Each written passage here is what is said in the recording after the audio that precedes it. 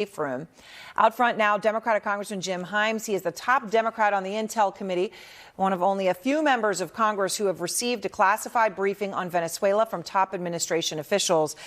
And Congressman, a briefing which I'm just going to, to make the point very clear, that happened today, is happening right now, that did not happen before. Correct. Even though they indicated today that they had told some of the companies that may be involved in this beforehand. But you learned about this through the media. Yeah, so you learned about it the same as us. No, I mean, the administration made no effort to tell anyone in Congress in advance of what ended up being a remarkably successful, as a military and tactical matter, strike, but which could have gone horribly wrong. And imagine if the Congress woke up and it had gone wrong and we hadn't even been consulted. Well, I mean, just to make your point come home, while it was incredibly executed, there dozens of Cubans died. Yes. And Stephen Miller just said the number's 32, and he thinks it's a lot higher than they're admitting. That there was a massive gunfight. You're saying the number's higher. I mean, a lot of people died, which means that there was a real risk that Americans could have died. Yeah, there always is. There always is. And that's why when I hear the president talk about a second round of strikes, that's a lot more risk. And for what purpose, right? I mean, okay. I don't happen to think it's a good idea for the United States to be, taking out leaders, bad though they may be, thinking back to Afghanistan, thinking to Iraq, thinking about Libya. But a second military strike to do what? Because now we don't like the acting president of Venezuela?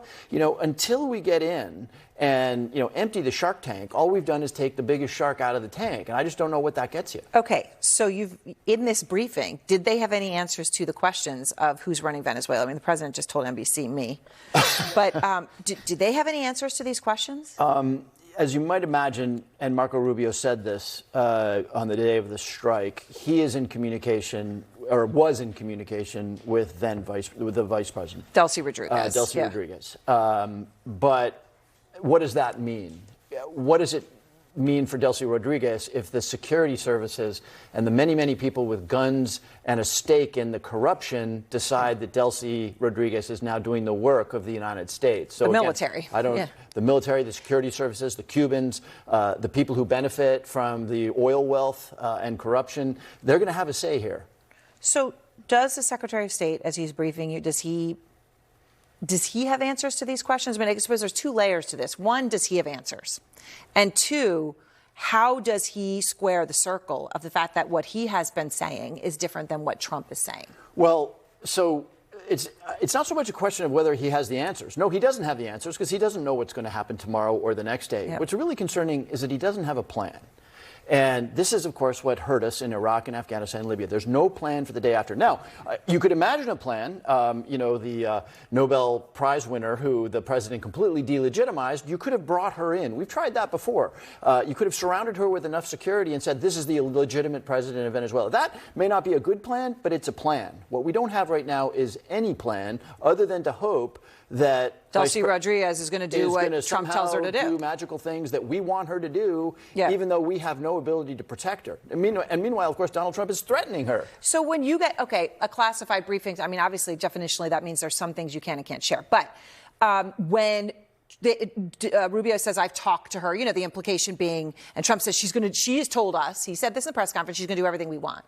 Then she comes and basically says, go jump off a bridge. Right. Okay, and then people say, well, that's performative. She actually is going to do what they want, but she doesn't want the security services to know it. I mean, does anyone deserve any kind of a credit for any kind of a grand plan like that, or is that just... Like anyone else on this planet, Delcy Rodriguez is going to do what she needs to do to stay alive. And she is now surrounded by a lot of Venezuelan men who have their livelihoods wrapped up in the regime of Maduro. Maduro's gone from it. Yeah. And you think Delcy Rodriguez is going to say to those men with guns, yeah, I'm doing what Donald Trump and Marco Rubio want me to do. It's not just not a plan. It's sort of insane on the face of it. Okay, so John Thune, the majority leader, he obviously wasn't briefed either, as far as we understand. No one was. But he's defending the administration's decision not to brief. And not to brief you and the other members of the Gang of Eight, right? You're in the Gang of Eight. So if they were going to brief 8 people, they would brief all of you. Obviously, Trump had said the other day, or Rubio, whoever it was at press conference, that you guys would have leaked it. So that's why they're not going to bother to tell Congress. What do you say to John Thune specifically then when he says it would have been ill-advised to brief the Gang of Eight? It makes me sad to hear a leader in the Congress, a co-equal branch of government, say, yes, Mr. President, take away my privileges, take away my prerogatives. And sadly, it is just the thing that we have seen over and over and over again, which is most Republicans in the House and the Senate wake up every morning wondering what they can do to prove their loyalty to Donald Trump. John Thune is the Senate leader, and he's saying, don't worry, Mr. President, I'm not going to be a check or a balance to you. Do what you want, and I won't raise hell about it. One final question here on the, because obviously Trump just told NBC that second strike is possible. Did Rubio say anything about that, and whether there's plans for a second strike or God knows, a strike on Colombia? He didn't say anything about that, but this is something that needs to be followed up on. There have been other Gang of Eight meetings with Marco Rubio in which he denied that any of the planning or operational steps were being taken towards what happened 48 hours ago. So I'm not sure I trust what Marco Rubio is telling the Gang of Eight, because he told us that this was not a contemplated option. So do you think he directly lied, or was he that out of the way?